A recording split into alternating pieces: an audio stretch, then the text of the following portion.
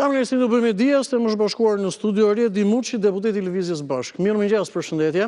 Faleminderit për mbështetjen që jeni në Report Televizion edhe në Shtyp i ditës deri. Redi Spark do të nisë me situatën më të fundit krijuar kryesisht gjatë javës së kaluar me përmbytjet. Tani shumë diskutohet në çdo moment në fakt, jo vetëm përmbytjet e këtyre ditëve. Fatkeqësi natyrore në një farë mënyre, pra rreshtet e shiut vinë nga natyra, nga njeriu apo dhe nga një keq menaxhim që mund të jetë bërë ndoshta dhe ndër vite nga institucionet e pushtetit qendror dhe vendor.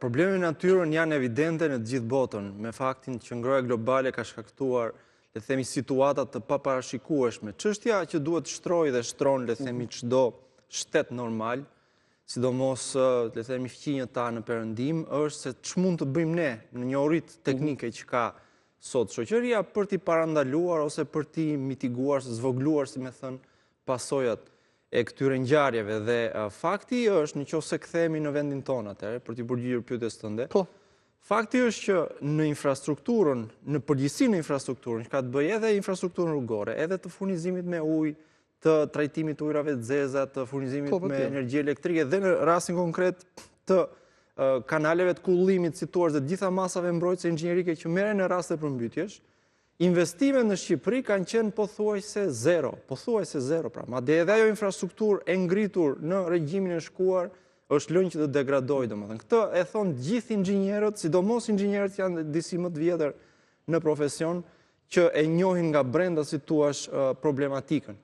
Ajo që me pak fjalë që ka ndodhur është që, le të themi, hapësirat urbane. Cilët janë elementët, pra pse përmbytemi? Se unë personalisht mendoj që nuk është vetëm një arsye vetme. Sigurisht, janë një sër arsyesh dhe arsye ndryshme, edhe po të marrim për shembull rastin e përmbytjes së Durrësit dhe ta krahasojmë me Gjirokastrën. Pra janë elemente ndryshme. Po patjetër, sepse edhe terreni është krejt tjetër në dy qytete. Pikërisht, pra. Po marr rastin e Durrësit meqense dhe kemi të bëjmë me faktin që aty ku më parë kanë qenë toka bujqësore, aty është ndërtuar, në vetë brenda qytetit është betonizuar çdo hapësirë që më parë shërbente edhe si kanal kullimi, edhe si hapësirë parqesh për, si thua, trajtimin, menaxhimin e ujit kur bie, pra. Edhe kur është rasti i kullimit të tyre, i hidrovorëve e me radhë. Pra, përgjithsisht kemi një betonizim të sipërfaqes urbane dhe jo masa shtesë infrastrukturore për të mënjanuar përmbytjen e hapësirave urbane. Në rastin e Gjirokastrës, për shembull, kemi të bëjmë me faktin që, dhe këto që po them tani, i lexova dje rastësisht në një libër të një inxhinieri, arkitekti, shumë të njohur në Gjirokastër, i cili ka punuar për 40 vjet për strukturimin e Gjirokastrës dhe në kujtimet e tij të vitit 2020, Agron Doraci, shkruante se Gjirokastra, thoshte, është në një risk të madh përmbytjesh për shkak se gjithë kanalet e kullimit që qenë projektuar dikur, për rastin e vërshimit të prejnjve, se problemin e prejnjve ka Gjirokastra, janë mbyllur, janë shtruar me beton sipër, janë ngushtuar seksionet, janë bllokuar, nuk janë pastruar shumë prej tyre. Dhe është një risk i lartë, thoshte, edhe vetë lumi Drino që kalon në pjesën e poshtme të Gjirokastrës, thoshte që për shkak të hedhjes së mbetjeve inerte është zgjeruar dhe rrjedhimisht nuk e përthith dot vrullin e ujrave që vijnë nga sipër, nga kanalet.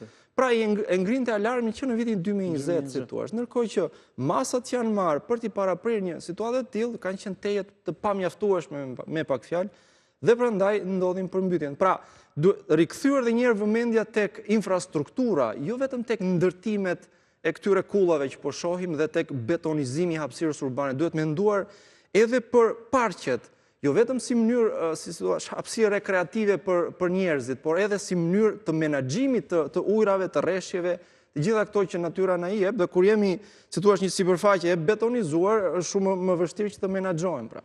Tani, me hidrovorët, me kanalet kulluese dhe me disa gjëra të tjera ne mund të bëjmë diçka, po atje ku është ndërtuar, ku shumë qytetarë, masivisht kanë edhe banesë të tyre të tjera, atje ndoshta është vështirë të rikuperohet. Duhet bërë kjo ana tjetër, apo ndoshta duhet parë menaxhimi me këto leje ndërtimit e tjerë që të bëhet shumë mirë, sepse i bie që zhvendosim gjitha shtëpitë, gjitha banesat. Nuk di ose duhet një projekt shumë i madh, nuk kupton çfarë do të them. E kuptoj. Shiko, ajo që ka ndodhur, sidomos le të themi në vitet 90 dhe vitin 2000, ka qenë përgjithsisht zhvendosja e pakontrolluar e banorëve dhe ngulja e tyre nëpër këto zona në mënyra informale. Që kanë ndërtuar dhe atje ku nuk ndërtohet. Sigurisht, është e vërtet. Zonat që kanë qenë edhe toka bujqësore, edhe shumë pranë argjinaturave dhe pritave të përmbytjeve nga lumejnë, Megjithatë, ajo që duhet të ndodhi sot dhe që duhet kishte ndodhur në paktor në 10-12 vitet e fundit, do duhet të ishte një, si thua, plan urbanistik, plan për organizimin dhe menaxhimin e territorit i mirëfillt,